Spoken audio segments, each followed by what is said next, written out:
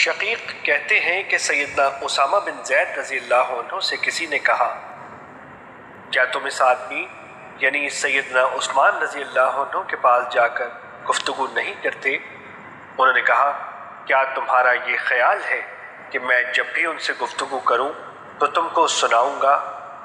اللہ کی قسم ہے، کسی چیز کا اعلان کیے بغیر میں نے ان سے گفتگو کی ہے، جبکہ اس مجلس میں صرف میں اور وہ تھے۔ میں یہ پسند نہیں کرتا کہ ایسے امور کا پہلے میں اعلان کر دوں۔ میں یہ حدیث سننے کے بعد کسی بندے کے بارے میں یہ نہیں کہوں گا کہ وہ لوگوں میں سب سے بہتر ہے، اگرچہ وہ میرا امیر بھی ہو۔ آپ صلی اللہ علیہ وسلم نے فرمایا، ایک آدمی کو قیامت کے روز لایا جائے گا اور اس کو آگ میں ڈال دیا جائے گا، اس کے پیٹ کی انتڑیاں نکل آئیں گی اور وہ جہنم میں ان کے گرد چکر کاٹنا شروع کر دے گا، جیسے گدھا چکی کے چکر کاٹتا ہے۔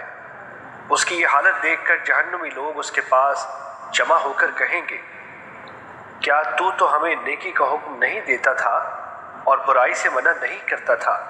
وہ کہے گا، کیوں نہیں، لیکن میں تم کو نیکی کا حکم دیتا تھا اور خود اس کو نہیں کرتا تھا، اور تم کو برائی سے منع کرتا تھا لیکن خود اس کا ارتکاب کر جاتا تھا۔